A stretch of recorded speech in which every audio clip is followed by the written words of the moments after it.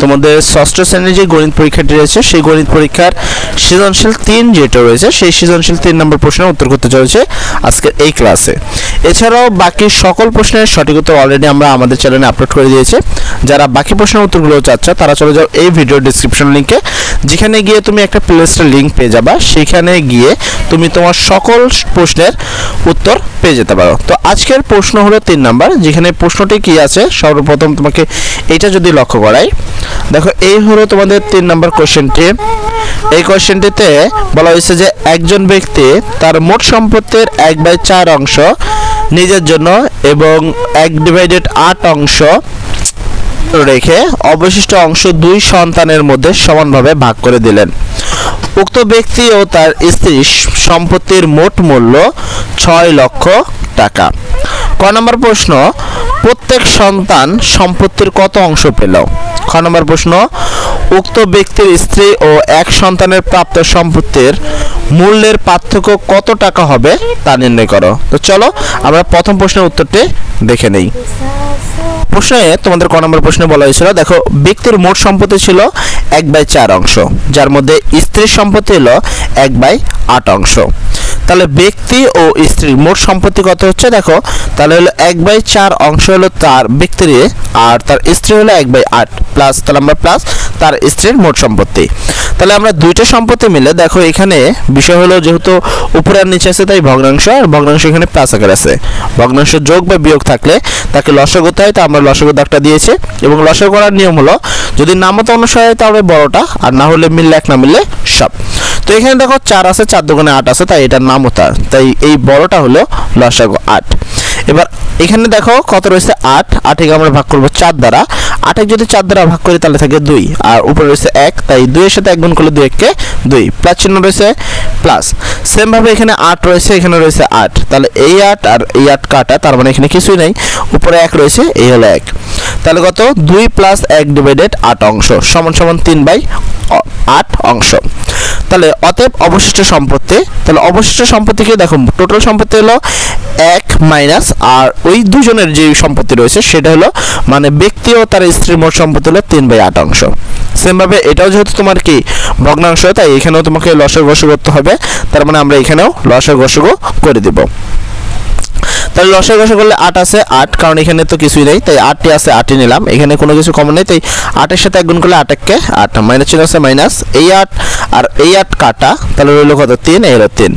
8 থেকে 3 বাদ দিলে হয় 5, আর নিচে 8 অংশ, তাহলে হলো অবশিষ্ট সম্পত্তি হলো 5/8 অংশ।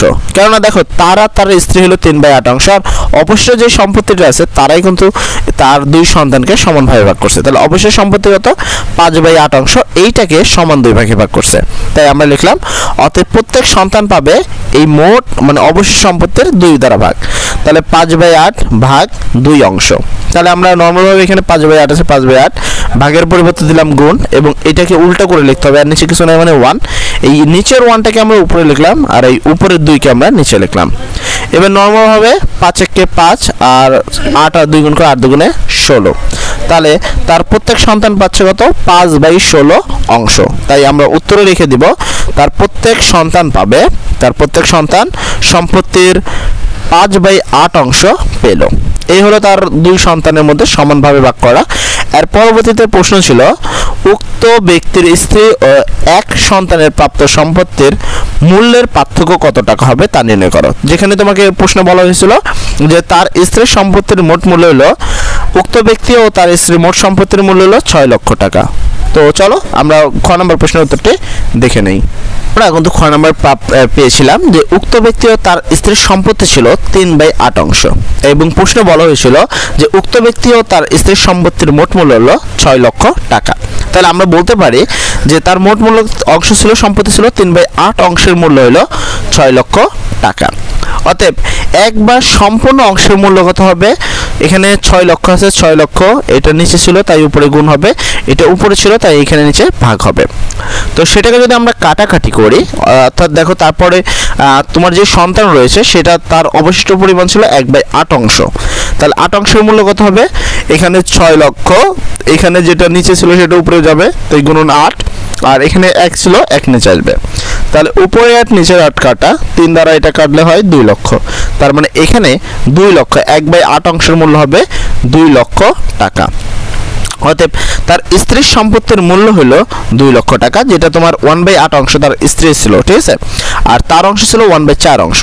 তাহলে 1/8 অংশ হলো তার স্ত্রীর সম্পত্তির মূল্য আসলো 2 লক্ষ টাকা। এর পরবর্তী আমরা সেম ভাবে যদি ওই ব্যক্তির 2 সন্তানের মধ্যে যেটা ভাগ করছে, কারণ বলা হয়েছিল যে তার স্ত্রী আর এক সন্তান কত টাকা পেয়েছে, তার প্রত্যেকটা সন্তান কিন্তু 5/16 অংশ সম্পত্তি পেয়েছে।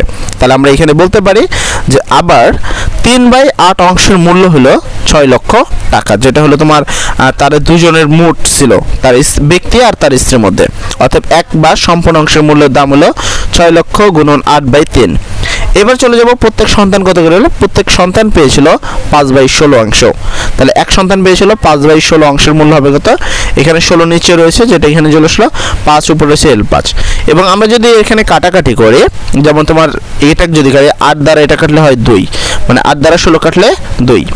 এই 2 দ্বারা যদি এই 6 লক্ষ কাটে তাহলে আসে তোমার 2 লক্ষ, আর এই 3 দ্বারা যদি এটা কাটে তাহলে হলো 3 লক্ষ, ঠিক আছে। তো এই যে জিনিসটা রয়েছে এটা ক্যালকুলেশন করলে আসে হলো 5 লক্ষ টাকা। তার মানে তার প্রত্যেকটা সন্তান 5 লক্ষ করে পেয়েছে, আর তার স্ত্রী পেয়েছে 2 লক্ষ টাকা।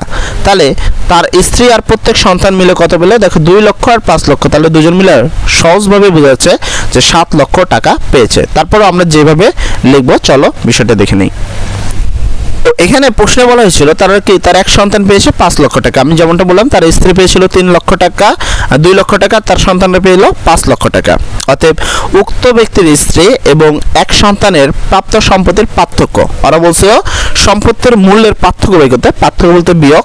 তাহলে সন্তানের যেহেতু মূল্যের দাম বেশি তাই সন্তানেরটা আগে লেখা হলো মাইনাস, আর স্ত্রীর দাম কম তাই স্ত্রীরটা লেখা হলো। এবার 5 লক্ষ থেকে যদি আমরা 2 লক্ষ বাদ দিই তাহলে থাকে 3 লক্ষ টাকা। অতএব নির্ণয়ের পার্থক্য হলো 3 লক্ষ টাকা। এই হলো তোমাদের সঠিক প্রশ্নের সঠিক উত্তর। আশা করি তোমরা প্রশ্নটি বুঝতে পেরেছো, এবং প্রশ্নটিতে বুঝতে কোনো দ্বিধাদ্বন্দ্ব থাকলে অবশ্যই আমাদের কমেন্ট সেকশনে বলবে। সেক্ষেত্রে আমরা চেষ্টা করব এই ক্লাসটিকে আরেকবার বুঝিয়ে দেওয়ার হোয়াইট বোর্ডে। ও আরও একটি কথা, আমাদের চ্যানেলে যদি তোমরা নতুন হয়ে থাকে তাহলে অবশ্যই সাবস্ক্রাইব করবা।